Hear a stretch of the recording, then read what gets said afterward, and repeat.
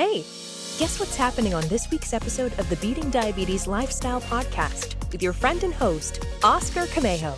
Hey folks, quick question. How many appointments have you had since your diagnosis of type 2 diabetes or prediabetes? Your primary care doctor? Maybe you went to go see an endocrinologist, a nutritionist, a visit here, or maybe a prescription there. But has any of those people ever sat down with you and actually walked you through what it means to live with this condition every day? Not just what to eat.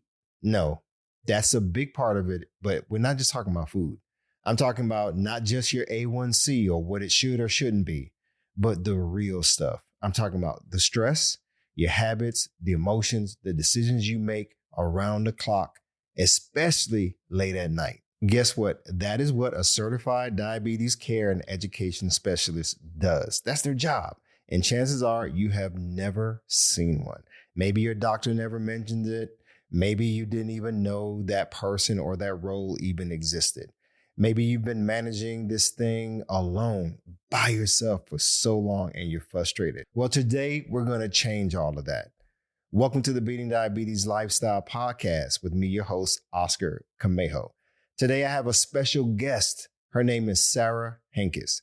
Sarah is a registered dietitian and certified diabetes care and education specialist with over 30 years of experience. And she wrote a book called Raw and Real, Beyond the Plate, the Scale, and the Mirror. Today, Sarah is going to break down exactly what a diabetes educator does, how they work alongside your doctor, when in your diabetes journey they can make a big difference. We even talk about what a full program covers beyond just food. And we even talk about how to find a specialist and whether insurance will even cover it. This is the conversation that you didn't even know you needed. So I need you to stick around to hear the rest of today's episode with my interview with Sarah Henkes. Let's go. Hey, Sarah, welcome to the Beating Diabetes Lifestyle Podcast. How you doing today? Doing great, Oscar. Thank you for having me. Yeah, finally we get to sit down and have a great conversation. Yes, I'm looking forward to it. So I read a lot about you. I've read your bio and I'm introducing my audience to you. So tell us a little bit about yourself and what brought you into this healthcare space. Well, it all started many years ago. I've been a registered dietitian and certified diabetes care and education specialist up to 30 years now, 30 plus years. But my line of work began as a dietitian on the inpatient side of things in a clinical setting at a teaching hospital. And I was there for about 9 years. I kind of felt like that was a bit of a rat race, more like about the numbers and how many I could see in a day versus the quality of the service I wanted to render. And I've always been a teacher at heart. So a good friend of mine had gone on to be certified as a diabetes educator and talked to me about how to go about that. And the rest is history.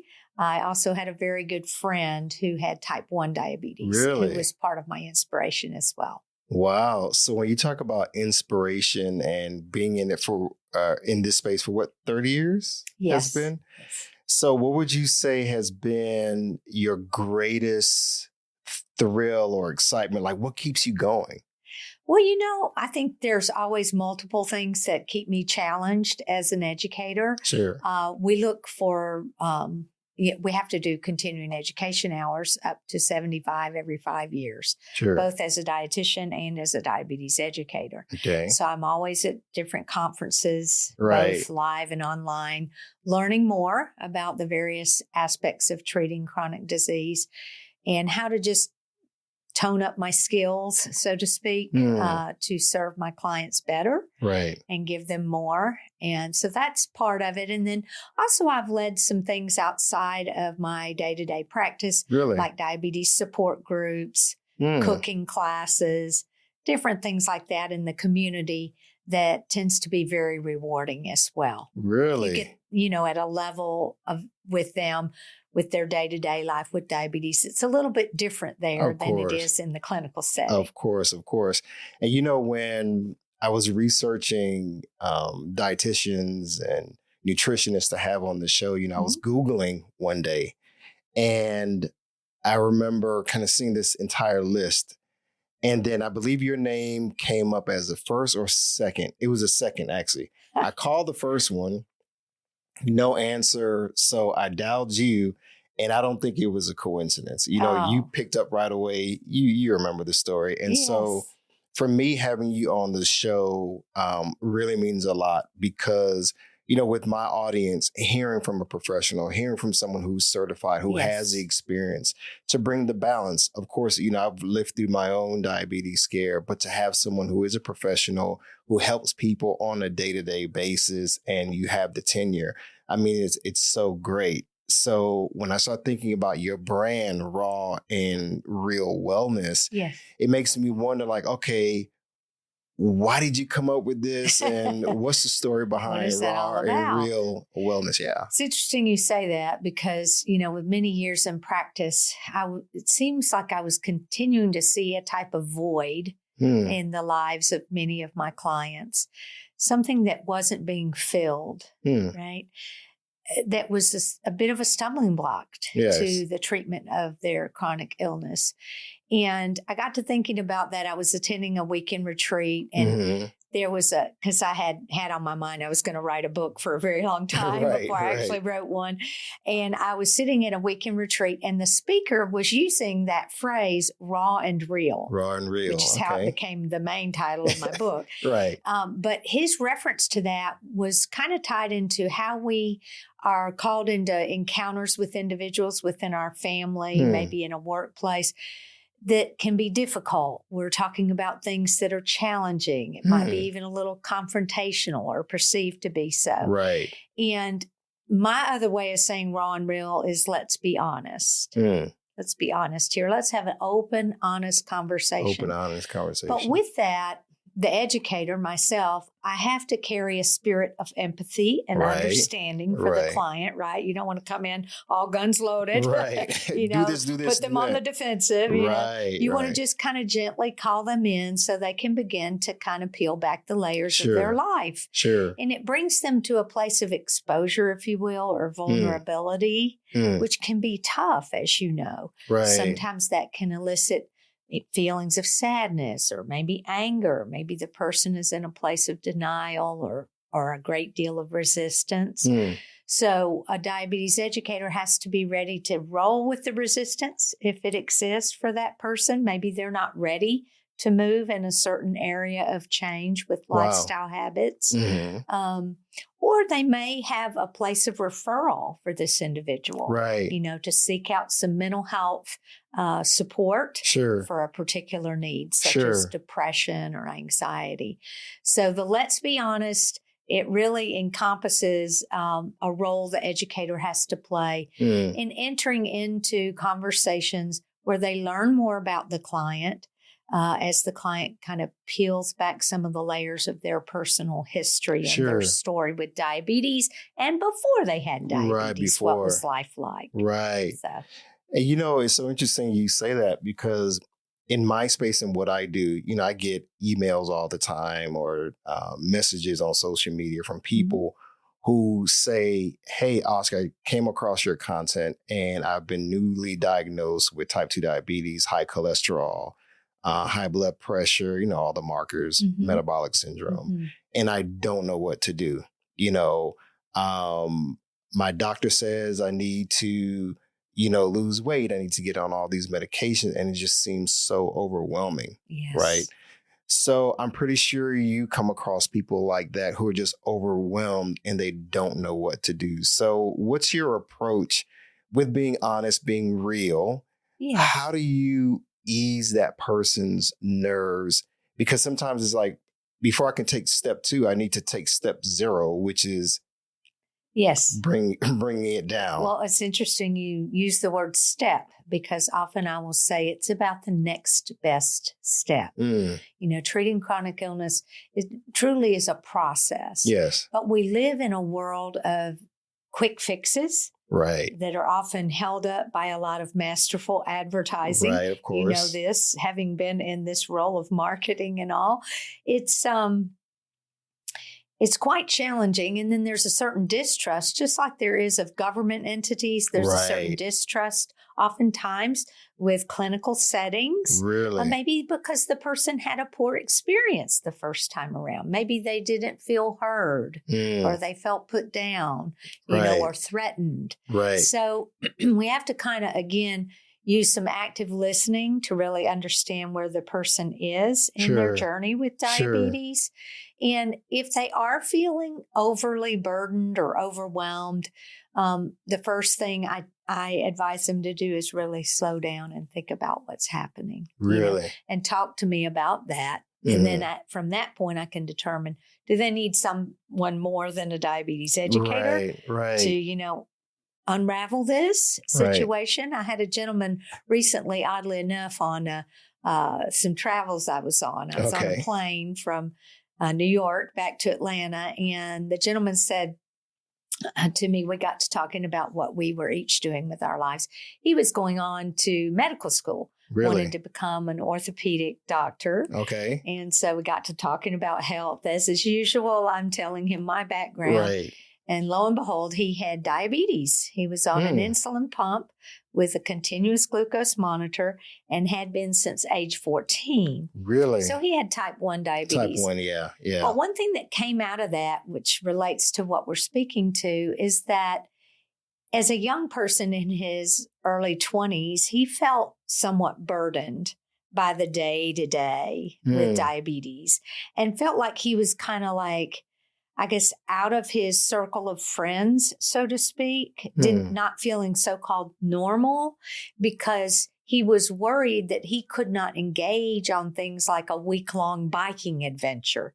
You know, his friends had done some outdoor activities that he was very interested in. Right. But he said he felt as though his diabetes limited him and even prevented him from really stepping in and doing those things that would be considered very enjoyable for someone his age. And so, you know, I just heard him out, and it was odd. He didn't ask me the question about calories or carbohydrate or any of that. It really dealt with wanting to feel, quote, normal. You know? And I found that very interesting. And I just reassured him that, first of all, we would never refer to him as a diabetic. We would refer to him by name as a person who has diabetes. You're right. There is something in the mindset of that that does matter. And I advised him to begin to look for some supports through his endocrinologist and online. Some tools, if you will, from a toolkit that could spur on some thought processes that would help him realize there are actually other people with diabetes out there that are doing those biking adventures. And they're getting along just fine. They may have to plan ahead a bit for it, you know, to ensure proper safety. Of course. And that they really enjoy, you know, their time. They're not suffering with low blood sugars along the way and this kind of thing. So a lot of it, you know, and again, the next best step, where can you go for some resources that can equip you to really follow through on something fun you want to do with your life? Your diabetes should not prohibit that. You know, but I did encourage him as well to go back and see his diabetes educator again. That because it had been a little while. He did speak as though that made a critical difference in his life, though, when he was very first diagnosed, having a solid educator at his side that he continued to see for some years to follow. And he talked about the value in that, and that meant a lot. And that's so interesting that you say that, because there are some people who, once they get a diagnosis, they think, oh, the world is over. You know, my life has changed and I just need to just exist. And they think they have to give up exercise and they need to give up fun things. I remember a young lady at a marathon that I ran earlier this year. I remember her at the start of the race, you could tell like she was anxious. You know, we started talking, you know, a little bit. And this is going to be a major thing to run 26.2 miles. Wow, yes. With someone dealing with a condition. You know what I'm saying? And to see her like, I'm out here, I'm going to do it. And we know not everybody's going to run marathons. Yes. There's some people who have physical limitations that, Correct. They can't do the extreme sports. They can't do, a marathon, let alone run a 5K. That's correct. But there's still hope, and I know you being a person of faith, so am I, and many of my listeners are. I want to bring that into the discussion because as a person of faith, how does that show up in your practice and in your support of those who come to you for help? Well, as a person of faith, my life at the core brings into play a recognition that each person I'm called to serve has an inherent place where I need to offer respect. Right. And see their dignity and value, right, as a unique person in front of me. Right. So that's point number one. And also just meeting them where they are, because some do not have a place of faith that they operate in with the scope of treating their diabetes. But it's kind of interesting because in our clinical assessment, I always describe it as a four-legged stool. Right. You have the physical, the mental, the emotional, and the spiritual. Of course. And we often talk about, well, how are you fueling your body, in reference to nutrition? Right. How are you helping your body along with movement, physical movement or exercise? Well, okay, how are you fueling the mind? How are you finding a balance of mental health, emotional health? Well, then that begs the question, how are we feeding the soul? How are we fueling the spirit of the person? Right. And so when you speak to stress and diabetes or depression and diabetes, or even just as you learn about the person, if they tend to be more isolated, you can bring in that value of community. Of course. And staying connected with others on your journey, because that can bring hope and encouragement, right? Right. Also, and you don't feel so alone, right? Because we are meant to be connected as individuals at some level. Right. And not all of us are complete extroverts. I understand that. But at some level, we're called as human persons to be connected in a communal type manner. And so I always encourage that, whether it be volunteering at a local soup kitchen, or a diabetes summer camp, those things can be very rewarding, again, as far as fueling the spirit of the person. Right. Also, just asking them, do they have a local faith community? That's a reasonable question. Do they have places of support within their family or friend network or a local pastor? For some people, they look to build them up and encourage them and maybe help them get to some resources that can really aid them on their way. Right. So, it's hard, the day-to-day living, no matter what the situation is with a decline in our health.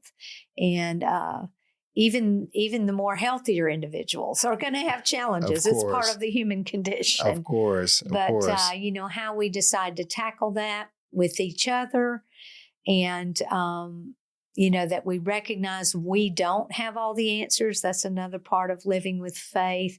You realize, you seek the answers. The diabetes educator gives you some good evidence-based resources. Of course, right. Maybe break down some of the myths and misunderstandings.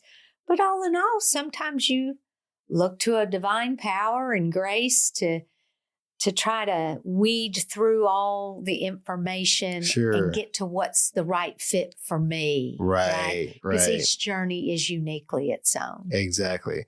And with that, I want to segue into your book. You wrote a book, Raw and Real, Beyond the Plate, the Scale, and the Mirror. Yes.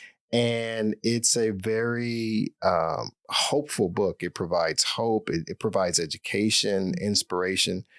So I wanted to give you an opportunity to talk about the book, like what inspired the writing of the book, what can people expect, and we're going to get into later on how they can get a copy of your book. So Well, like I said, the years of practice was definitely a big part of the inspiration and just greeting the individual clients and realizing, gosh, there seems to be something missing here, Right. This person's dealing with a lot of anxiety and they're somewhat isolated and they're seeing their therapist, they're getting some helps there, some tools, maybe deep breathing exercises, progressive relaxation, the different tools that can be passed on with the help of a therapist or a counselor. But yet again, fueling the spirit. Sometimes they are fueling the body with food in what we might call disjointed ways, maladaptive behaviors with food can often surface out of places of anxiety or depression or previous trauma. And so, maybe at times the person's overfueling the body because they're trying to fuel some other part of themselves, if that makes sense. Yes, it does. And some people call it feeding the God hole, But I do think the weight of the nation has a tie-in to the soul of the nation. Like, I do think there's a connection there. And, just wanted to be able to serve a book that could give kind of an introspective way to journey through a better place of wellness for an individual. So each chapter will start with a story that builds on certain themes that unfold during the chapter. And then at the end, there's some summary points, and I always have a list of reflective questions. I call it the Wellness Examine. So again, that's about peeling back the layers of my life. I mean, I didn't get here today from what happened yesterday. There's been many years that have preceded today, many days, many years that have preceded today that have brought me to where I am now. And so recognizing how that has shaped my attitudes, my thought processes, my behaviors around food, the body, our weight. It's critical. It's so easy to just give someone a sample menu, but I think we do them a disservice by stopping with that kind of thing. This is not simply a numbers game. Most people know that. They know that probably better than 50% of what we've got going on is more behavioral and whatnot. And I'm glad you mentioned about behavioral. You said, I'm going to read this. It says, this is in a section called Benefits of the Spirit-Minded, being spirit-minded. And the chapter is Weathering the Stormy Seas. And so I'm going to read this. It says, this strength comes from the anchor working through them. The next step in the core wellness workout is strengthening your spirit through silence, meditation, and prayer. You go on to talk about the psychological, social, and health behaviors, right? So there's not just one tier. There is a multi-tiered approach to becoming better. Exactly. And to experience wellness. Do you mind elaborating a little bit more on that?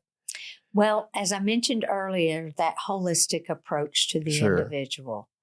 And I do have to remain in my scope of practice. Of course. I realize that. Of course. Okay. So first of all, if in light of faith, we recognize at the core of our being is a guiding force. Of course. We would call it divine grace coming from a higher power, right? In my case, as a Christian, that happens to be God. Yes. So that driving force that provides grace, which is some of this fuel for the spirit. Fuel for the spirit. That can help me have a keener way of discerning information first and foremost. Of course. I find in my practice, there is little discernment. There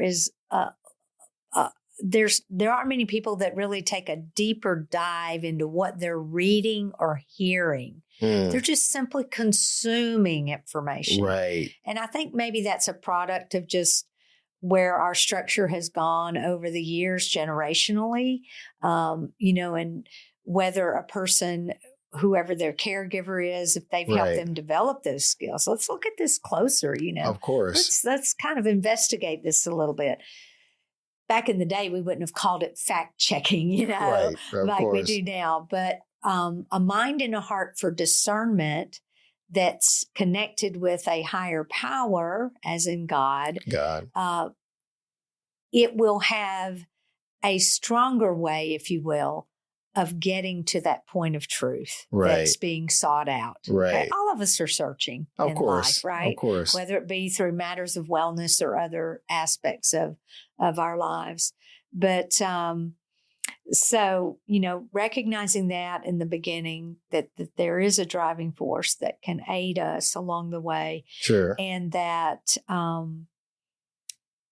if we are struggling with something, I'll just use grief as an example. Right. That often comes into play where a person is either not eating adequately, they're not eating enough, or they're way over consuming. Right. As a way of kind of masking over some point of grief in their life. It might be loss of a child or a parent, or, and they just haven't effectively worked through that grief.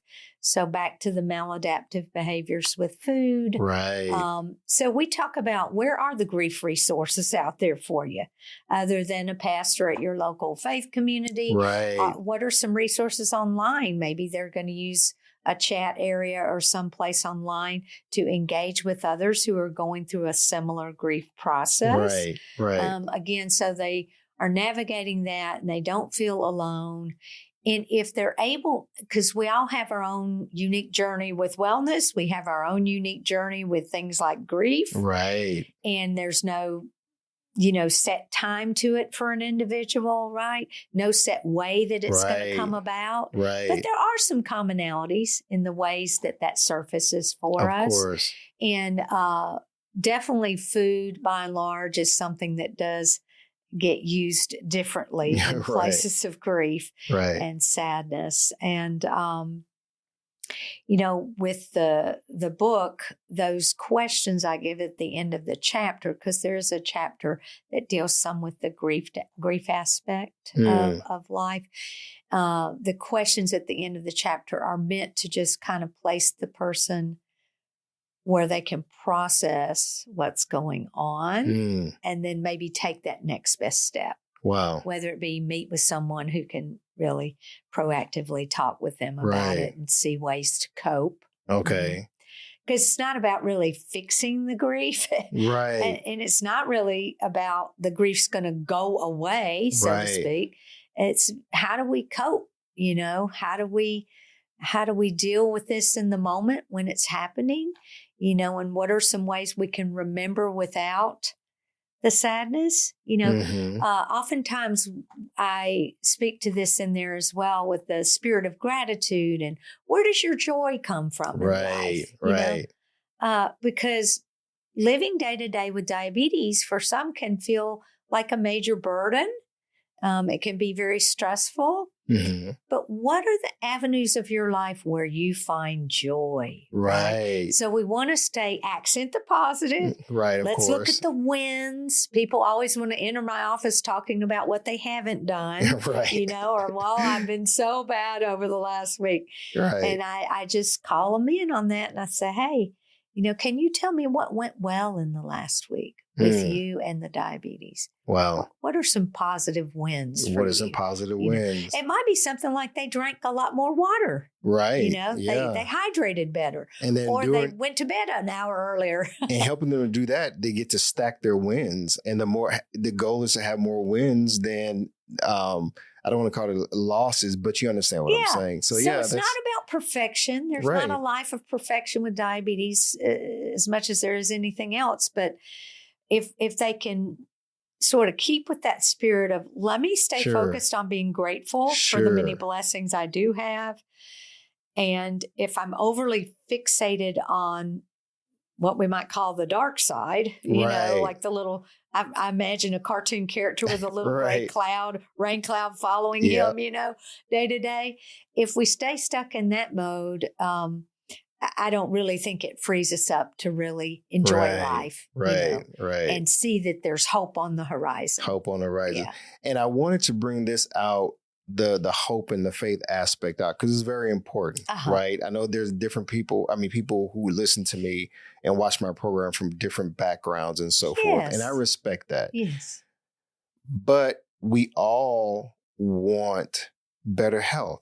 I would think in general, we want better health. Correct. And a lot of times we don't realize what led to the overweight, what led to the grief, not just a loss of a relative who may have passed away, but it could be a grief surrounding a broken relationship. Loss of a job. A loss of a job, and especially in this economy, you know what I mean? The uncertainties of life and people dealing with anxiety and that leading to depression and other things. So people turn to food to cope and they don't realize it. I know in my situation, I was going through a really tough time because I had to do a mental rewind. Like, okay, how did you balloon up to 268 pounds, Oscar? I literally had to go through and realize, okay, I was going through this. I was going through that. Yes. Oh, so I started eating out more during that time. Yes. And before you know it,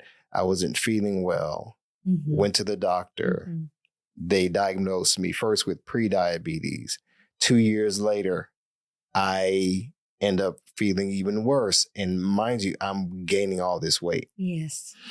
And so I did some blood work, and I think that was on a Wednesday. Yes. And then on a Sunday, I get a call from my doctor's office saying, go to the emergency room now. Oh, wow. Your blood sugar was like 420 milligrams per deciliter.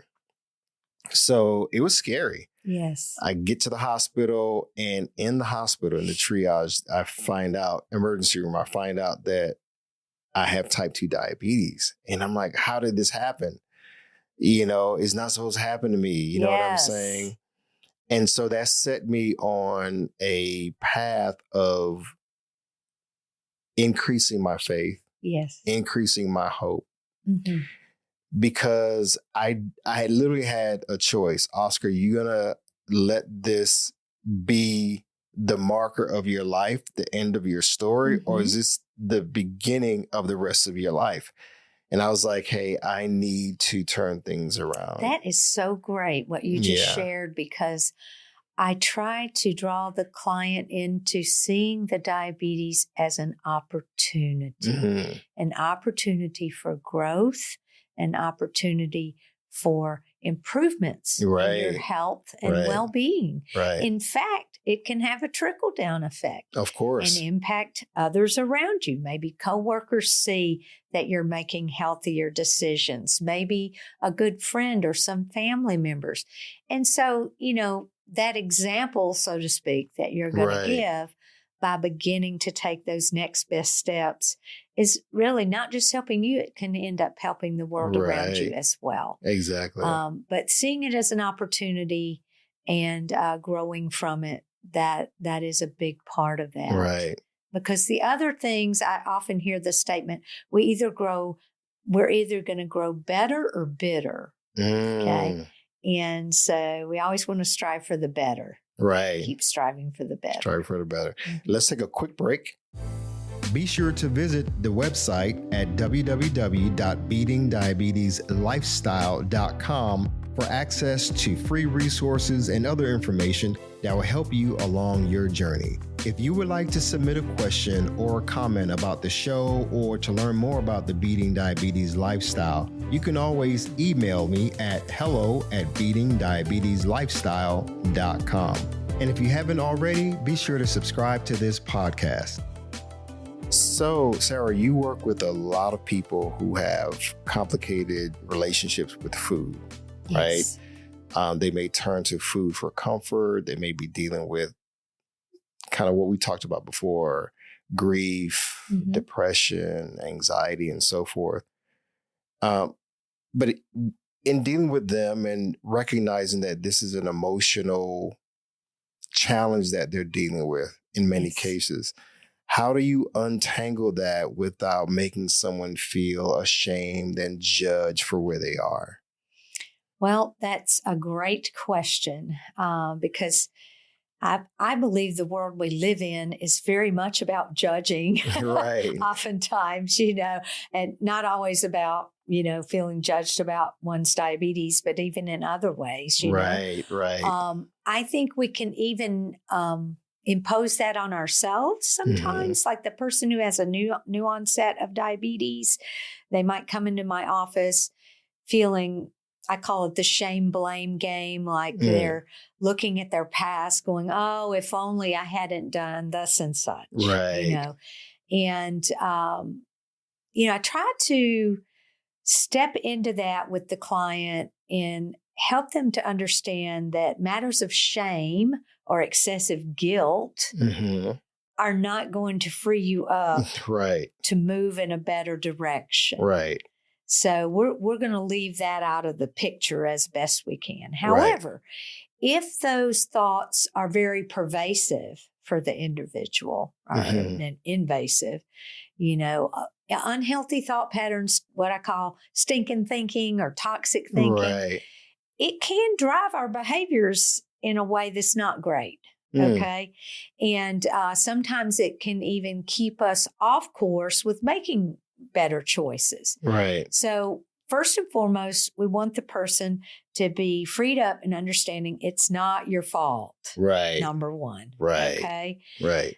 Number two, we could have all done some things better earlier in life. Right. Right. But that's the past. Now's the present. Of course. We're going to try to encourage each other to live in the present moment. Right. And move forward again on a road that's more hopeful and better for us. Of course. But if those thoughts are overwhelming for the person and they can't seem to shake it, it's kind of more like ruminating in that way, then that's where a different professional would be able to help them develop strategies on how to reshape that thinking or reframe it. Right. Now, I have some simple ways I can do that as a diabetes educator, but if it needs to go deeper, then I would refer them out to have some help with that. Okay. Because that can leave a person so stuck, and we just don't want that to happen. Right, exactly. So I'm glad you mentioned the word feeling stuck. Because so often, whether it's a man who I speak to or a woman who writes in, a single mom with kids and she's working all day, and how do I manage this type 2 diabetes and I have a family to take care of, or a workaholic husband who is constantly traveling and he's realizing that, hey, I'm not an athlete anymore. Yes. And I've put on all this weight and I'm feeling tired. I'm feeling sluggish. I'm feeling stuck. I know I want to change. Yes. You have women who are business executives who are always on the go and they're wanting to turn things around, but I just don't have time to work out. I don't have time to cook and I feel stuck. Yes. So the common denominator is there's a lot of people who feel stuck. So how do you help someone who feels stuck? They recently got a diagnosis. Let's say the markers, the type 2 diabetes, high blood pressure, high cholesterol. What would you say is one of the first things you would encourage them to do after leaving the doctor's office? And I know it's nuanced. It could be nuanced depending on the person's situation. But if they feel stuck and they don't know what to do, they have all this information, they don't know what to do. Well, the first thing I would inquire about, if they left that office and they were soon thereafter in my office, I would not throw much of a yes-no type question at them, but I would say, what is it that you believe is putting you in a place of feeling stuck? And I would try to pick their brain about, what does stuck look like to you?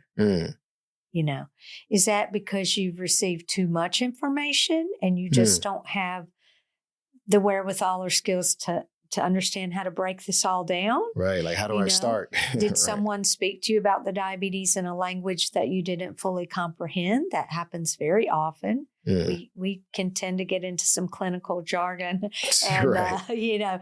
And the patient's like a deer in headlights, Right. what? You can kind of see it in their demeanor. But, the doctor would have limited time, whereas the diabetes educator would have more time to try to delve in and really break things down into some common everyday language for the consumer. Really? Okay. Okay. But I would want them to be able to put into words, what is it that you see is making you feel stuck? And then we go from there. Right. Right. So. And also, you mentioned the person who's saying they don't have time. That's a very common, that's one of the most common barriers to change for a lot of people is time. Mm-hmm. So we'll use the exercise component for just a minute. The person works 2 jobs. They work the first one for 6 or 7 hours, have about a 2-hour break. They go to another one for 4 or 5 hours. And they have a long day. Right. They might have kids and a wife at home. Gee, and I've got to think about the diabetes and I need to process of checking my blood sugars and gosh, how am I going to exercise, Right. And so they bring that up in the discussion. They know the value of exercise in helping the diabetes along, right? And so they're curious how they can manage. And I would just basically start with little ways. What are some small ways you can become more active? Right. Can you take the stairs instead of the elevator? Can you walk from the far end of the parking lot when you go into work on a given day? Right. Can you do a 15-minute walk on your lunch break? Right. Some people have a gym at work. Do you want to go in and do a little resistance training at the end of your day? However that looks, smaller increments of time for exercise is better than the person adopting an attitude of, well, I just don't have time to exercise. Right. Right. And then you have to, as an individual, uniquely look at your own situation and when is the best time for me? Am I more of a morning person where I would get out of bed 20 minutes earlier? Right. Walking in the cooler temperatures of the day here in Georgia. Right. So what is the right fit for me? And so every part of that treatment plan really should be individualized, so to speak. Right. To help the person out. Right. But they're really the ones ultimately making the choice about how does that right fit look for me? They might just need some reminders. Do small amounts of time, 2 or 3 times a day. Right. It doesn't have to be an hour all at one time. It doesn't have to be. When there was a friend of mine who he and I were going over his medical report, right? Mm-hmm. And it reminded me of when I got my first report. Went to the doctor's office and you see all these stats and hemoglobin and, A1C. Well, what is that? And you see all these, protein this and protein that and, red blood count, white blood count. And all, you just see this chart and it's color coded, red, green. Green means you're within normal. Green means good. Green means good. Red means you're either too high, too low in the area, and it becomes so overwhelming. So in this conversation I had with this friend of mine, I started thinking like, man, what difference would it have made if the doctor acknowledges that, hey, this may be a lot of information. Yes. Right? Yes. And set up a way for that person to learn more about what's on, because the doctor's not going to take 30 minutes, 40 minutes with you to go through each of those things, right? Most doctors won't. But people don't know that some people don't know that, hey, you can go to a diabetes educator or an endocrinologist, or even when it comes to your nutritionist and say, hey, look, this is what it's saying here. I need some help understanding this so I can develop the next best steps. So I would say, what do you think the value is in having someone on a person's support team that can help make sense of all of this? Well, when when the individual is there with the doctor, the hope is that the doctor understands there's some avenues they can draw from. Right, of course. To support this person in breaking things down.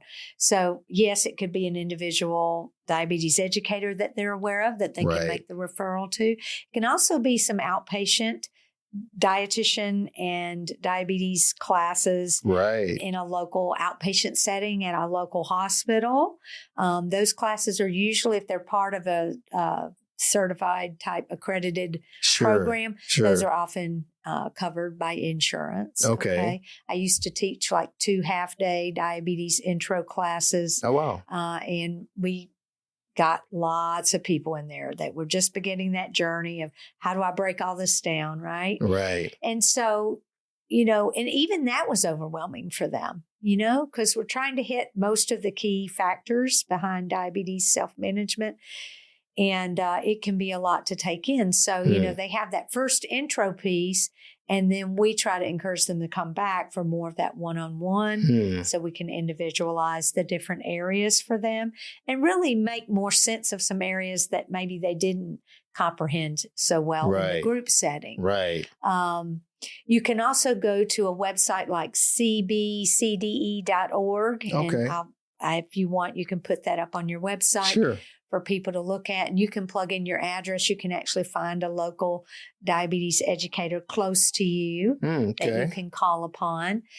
There are diabetes support groups that some hospital settings will have, maybe an average of once a month. That can be a part of some ongoing learning and support. Sure. And other people within that setting would also have diabetes. And if I'm the person sort of facilitating the group, there is some teaching to be had, but a lot of it is the discussion amongst the persons. Right. Kind of almost self-guided in a way. Sure. I can step in if needed to correct something or offer some additional input, Those are very helpful. And, online supports like diabetes.org. If you're looking at things like kidney disease, kidney.org is a great website. Right. Lots of ways you can reach out and start breaking things down.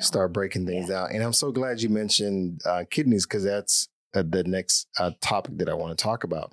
You and I have had some off-camera discussions just about health and diabetes, of course, type 2 diabetes. But one overlooked topic is the kidney health. Yes. And you opened my eyes to that, in our initial conversation. And I'm like, what?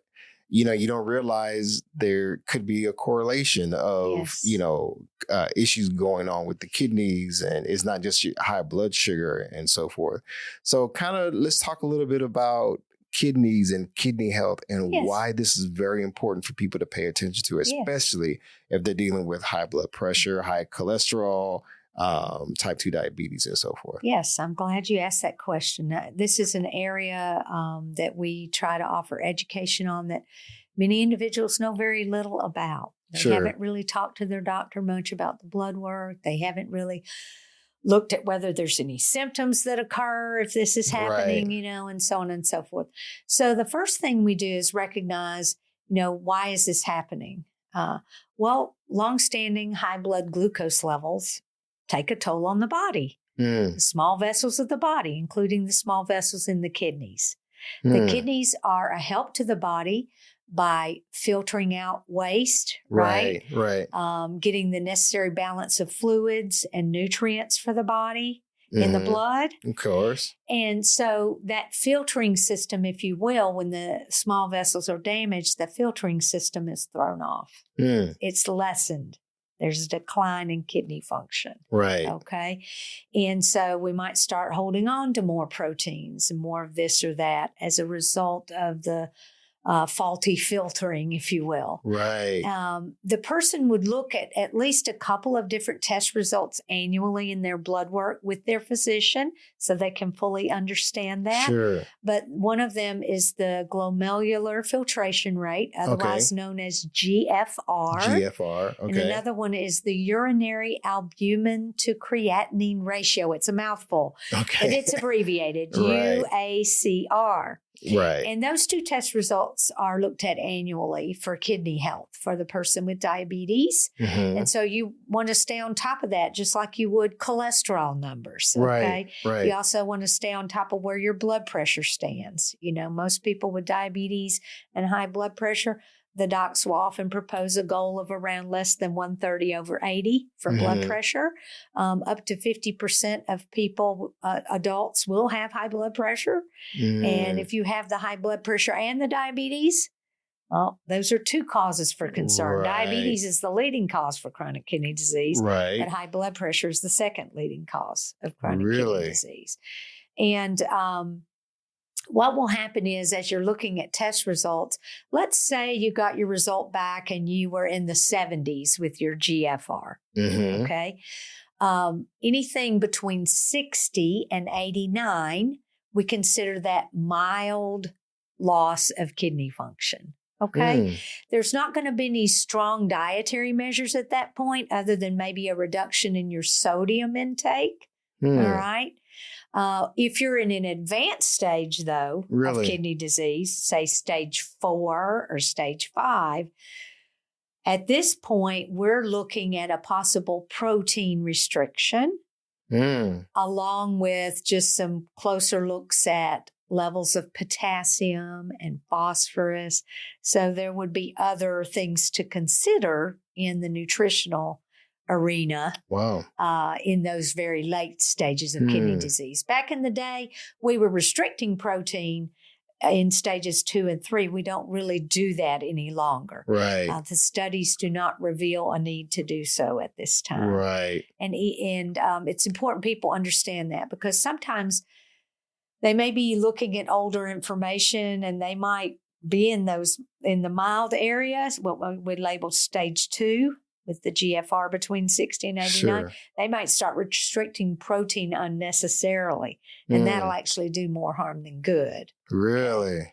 And then you may have the opposite extreme, where the person is just eating way more protein than what they need, and it would pay off for them to reduce their protein intake. Wow. But not restricting it, but just reduce it to a normal amount, you know.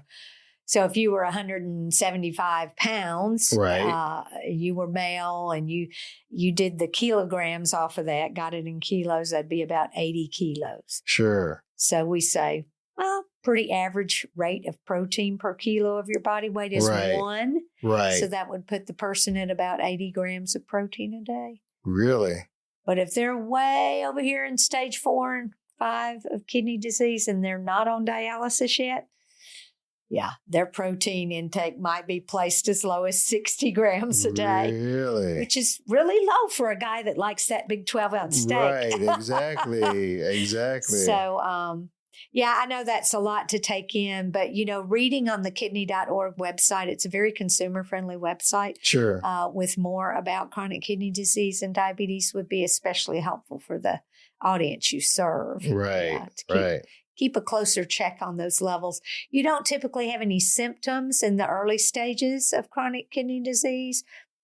You're not going to notice anything, you know. Wow. But if you're in those last stages, you could potentially have loss of appetite, you know, some electrolyte imbalances, and maybe some nausea and vomiting.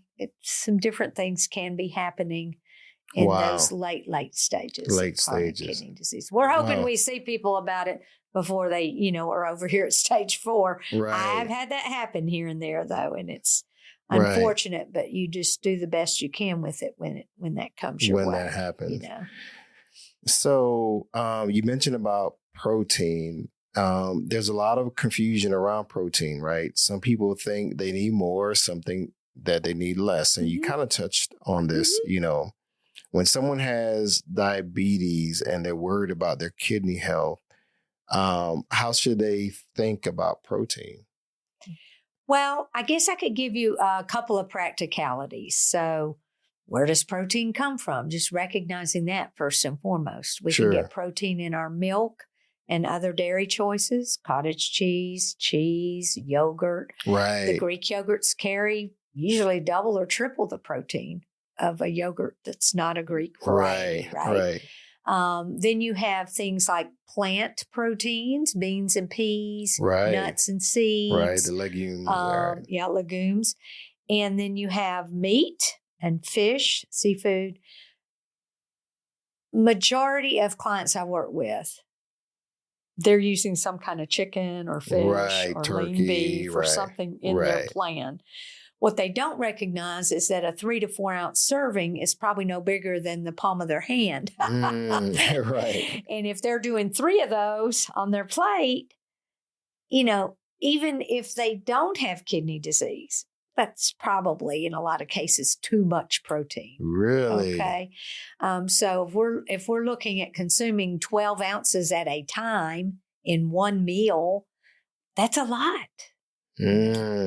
So I would say, protein helps our immune system. There's many different roles that will play for the body. The amino acids for muscle. Correct. Yeah, maintenance. So it has important roles to play for the body, but it's not the have-all be-all. It's one part of a plate, a healthy plate. We want some plant foods, some fruits and vegetables, whole grains. We still need a variety of food for good health. That's always going to be the case. Right. I don't care how much they turn upside down this food pyramid. We are always going to need a variety of foods to help the body tick well, and then, leaner proteins is always suggested, more fish. If we can build in more plant proteins during the week, that's helpful. For a lot of people as far as their outcomes. Sure. Studies have shown the Mediterranean dietary plan is very good on outcomes. The plant-based plan, of course, and then what we call the healthy plate method. And there's a DASH diet plan that some people don't know about, dietary approaches to stopping hypertension. That's similar to Mediterranean in a lot of ways. It may not carry quite as much emphasis on like fish and things like nuts and seeds and legumes.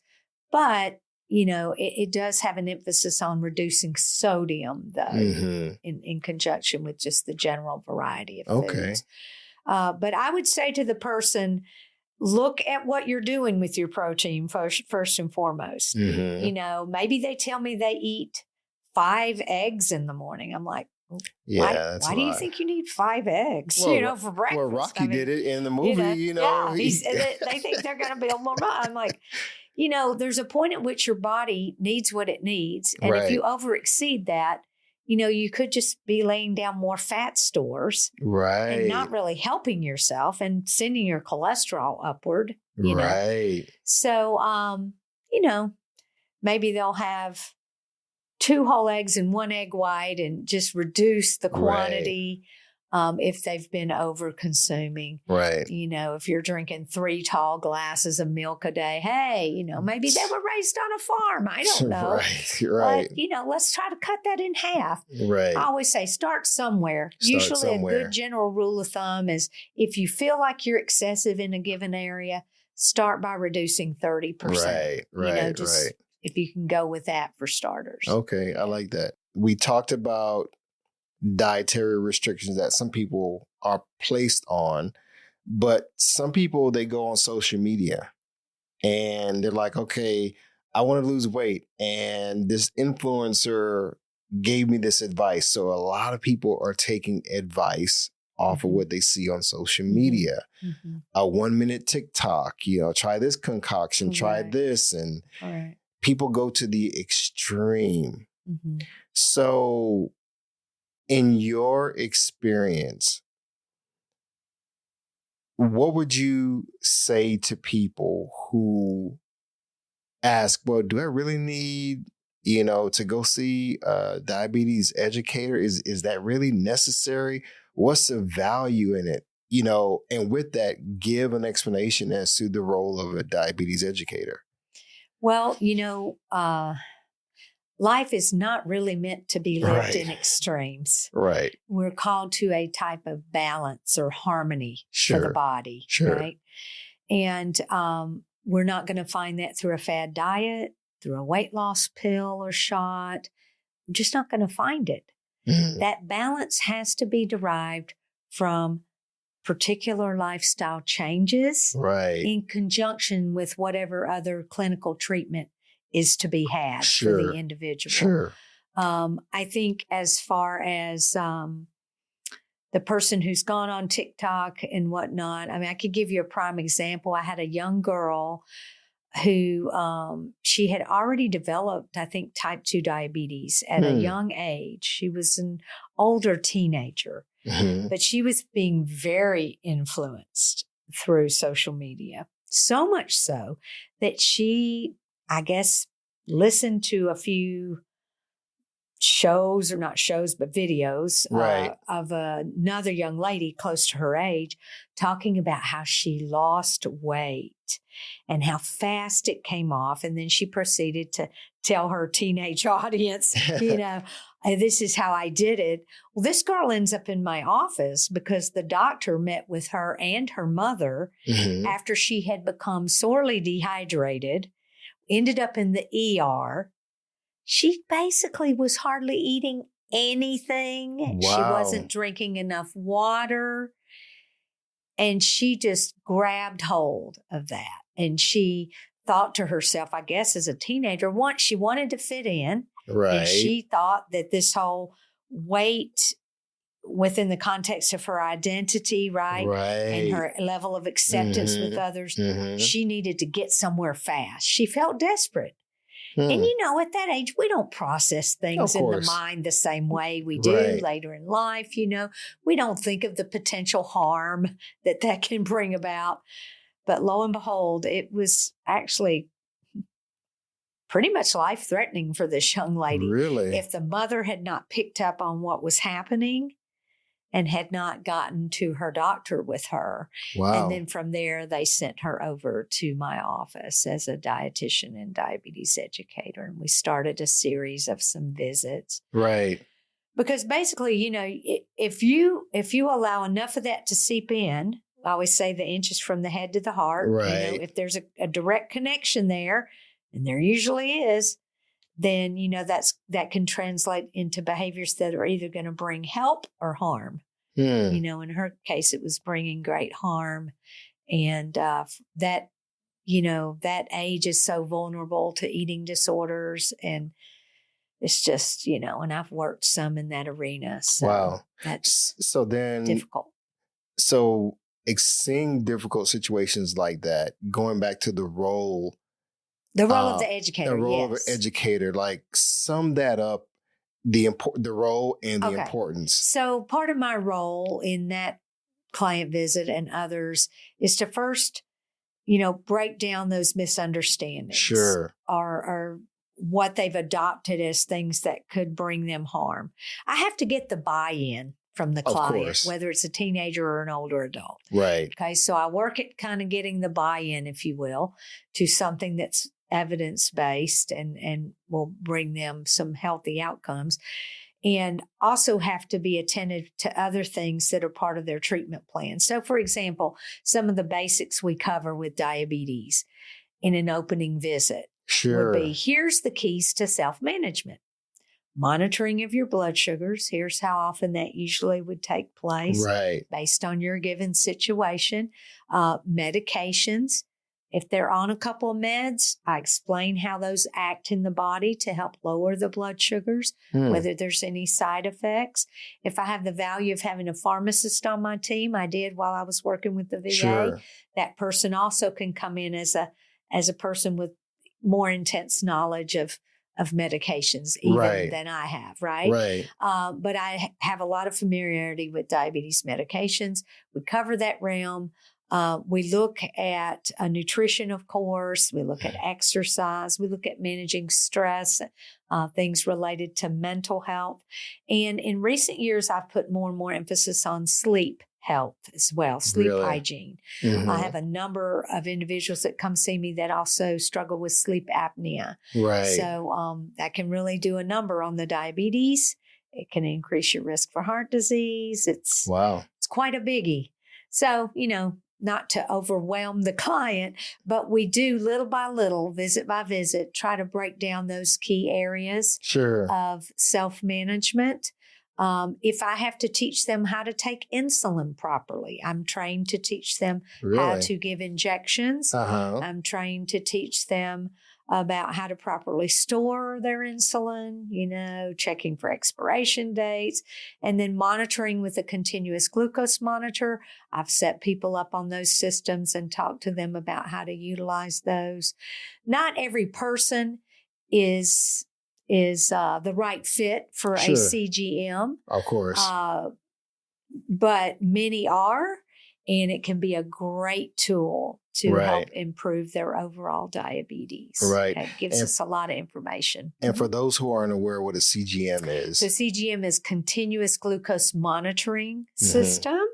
And the one they might see very often is a Dexcom or a Libre, when they're looking at advertisements. Right. In my most recent position, I was setting people up on the Libre 3 and talking to them about how to utilize that information, put the app on their phone, how the data gets transmitted, and how often they have to change that out. Right. And let's face it, if you can relieve the burden of finger sticks, people are all too happy to do that. Yeah. I mean, when early on, I was wearing a CGM. It was the Freestyle Libre. Right. And so I liked the fact that I could have real-time data and see what was going on throughout the day and not having to prick myself 3 or 4 times a day, because that was overwhelming in and of itself. And I started noticing some bruising on my fingertips, also because I needed to learn how to finger prick a lot better. There is a way to go about it, right? Right. I was doing it too hard and so forth. So a lot of these things people don't know about. They don't. And sometimes when you'll see something that's non-compliant with monitoring. And so, the client sitting in front of me, I'll say, "Are you having trouble with your monitoring? What's going on with that?" And they'll explain it. It hurts. I can't stand it. Right. I don't know what is going on. And then we'll look at the lancing device, the finger stick device, and we'll see what setting it's on. Are they penetrating too deep? Do they need to dial it down? Or it might be that they're poking in the middle of the finger up top instead of over to the side, which can make a difference in your level of comfort. Are you overusing the same 2 fingers too often? There's a lot of ways you can alleviate some of that uncomfortable side to finger sticks. Yeah. But by and large, the CGM world has really taken hold quite often. Yeah. And it's been a wonder. The reports give a lot of room for the educator to have some more detailed discussions with the client about what's going on. Yeah. Because you can look at times of the day and you can see, well, this appears to be maybe after when you say you eat your lunch. Right. And so I see a trend here in the last 2 weeks where in the middle of the afternoon, which is maybe about 2 hours after your lunch, you're getting these higher spikes in your blood sugar. Oh, well, I drink a Coca-Cola a few days a week. And, or maybe it's something else altogether. I don't know. If you don't wash your hands before you do the finger stick, even that alone can make a difference significantly in what the number's going to show. Right. Yeah. And it's so interesting you say that because everything is so nuanced, right? Yes. I have a friend, there's another friend, he came to me and this is about a year ago. He said, "Oscar, I've been seeing your podcast and things you've been putting on social media. I just got diagnosed," and he's wearing a CGM, right? And he's going over his numbers. And so he said, "Well, I didn't eat any sweets this morning. I didn't even have my coffee. Why is my blood sugar, so high this morning?" And I won't call his name out. But I said, "Okay, let's talk about what you ate last night." Well, yeah, we ate pasta but I didn't have as much, I'm like, okay. So, well, what did you have with the pasta? Oh, well, pizza sauce. And I was like, well, what kind of pizza sauce?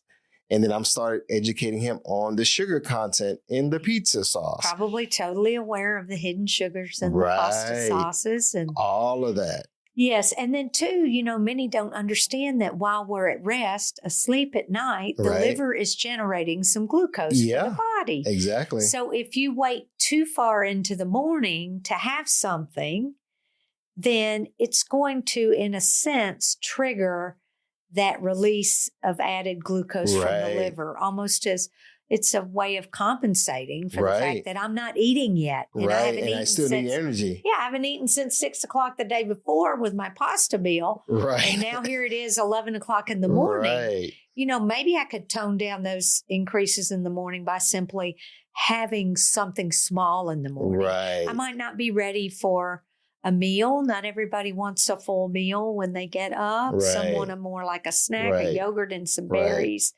But something's always better than nothing to try to stabilize things.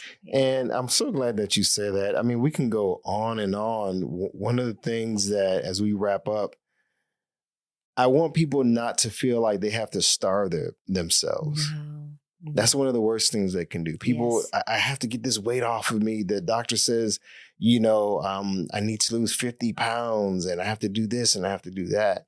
And so they take these desperate measures, Well, if eating is a problem, that means I just need to go on this, strict diet, and I just need to intermittent fast, but I'm going to go even further. Instead of doing a 16-8, I'm going to do whatever. And then they start starving themselves and they enter hypoglycemic, region. And they're like, why am I still, I still have this weight, or just all these different things. And people are desperate. So as we wrap up, is there any advice, any words of encouragement, anything that you can share with people, given all the stuff we talked about today, all of your experience, and speak to those who are desperate for a solution and they're really clamoring for answers and they don't know what to do. We talked a little bit about being stuck, but let's really bring it home for the audience today. Again, I would say the next best step. And the way I put it oftentimes is slow and steady wins the race. When you look, and we didn't long ago have the Churchill Downs, Derby. Oh, yeah, okay. And, what happened? What happened with that horse that won the race? The horse was in the far backfield. Right. And then all of a sudden, that horse is coming and picking up speed, and he won the race. Right. So as it is with diabetes, and I don't want to oversimplify. Sure. But you really have to slow down, take a deep breath, one thing at a time. One thing at a time. And maybe you're going to focus for the next month on your medications and monitoring a little bit more. Maybe the month after that, you're going to kind of narrow in on some focus around some areas of your food plan that need adjustment. Sure. But consistency is everything. We tend to rebel at times from structure, and the culture around us can be very chaotic, right? And overscheduled for many of us. And in the overscheduled life, we don't even have the mental capacity to really slow down, smell the roses, so to speak, really look at what are the higher priorities for myself right now in managing my diabetes. And I would say abandon anything and everything that looks like a fad diet. There are some key ways you can tell what is fad dieting. Right. Sometimes they're eliminating complete food groups. Sometimes they'll give you bogus statements about eating certain foods only at a certain time of day, or you must mix this food with that for this to happen. Don't dare eat after 5:30. Things like this that's really more in the faddish realm of nutrition, which is never going to be good outcomes for people. I would say repeated fad dieting can lend its way to some very unhealthy habits where we feel more and more deprived, right? Instead of freedom with food and peace with food, we feel more and more deprived. And it might even lend its way to some binge eating. You know, because we get so tired of being, quote, good. We end up over consuming on a given day. Or, you know, it's just extremes are never going to play out well. And I think relinquishing the fad diet or diets that come our way is one big favor we can do for ourselves.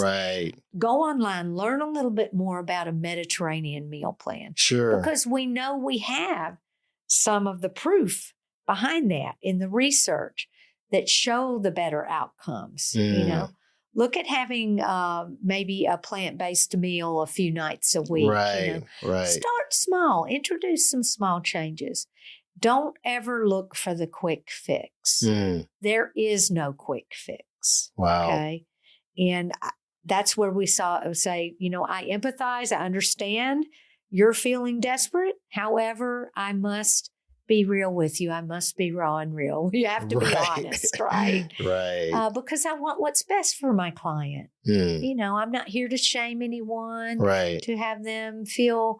Because, you know, there comes a time in our lives, whether it be for wellness or something else, where we might feel that sense of desperation. And we might make a poor choice. But that doesn't define me. I can always come back from those poor choices.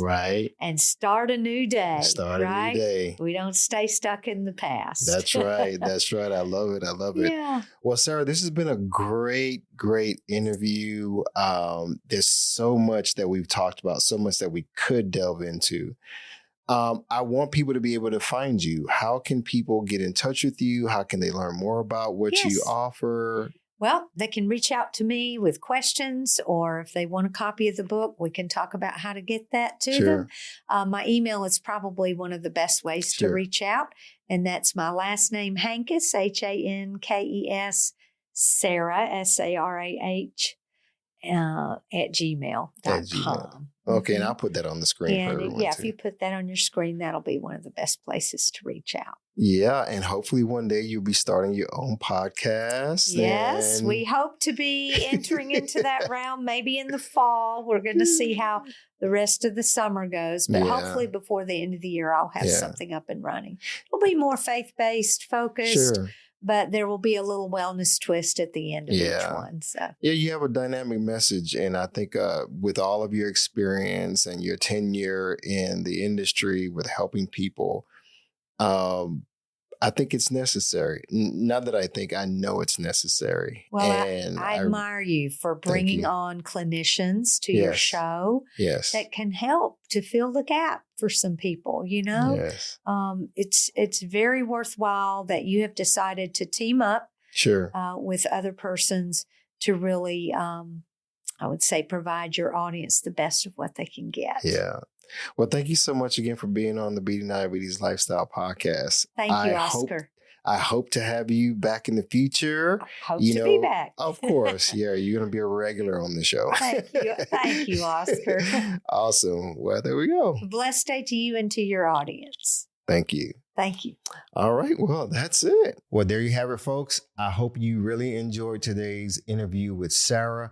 I mean, she carries a wealth of information. And for those of you all who are struggling with type 2 diabetes, pre-diabetes, high cholesterol, high blood pressure, or even kidney disease, we talked about kidney health in this episode. Folks, I get it. I know a lot of you all may be struggling and you're wondering what to do. Well, hopefully the information that you received during this episode will change your life.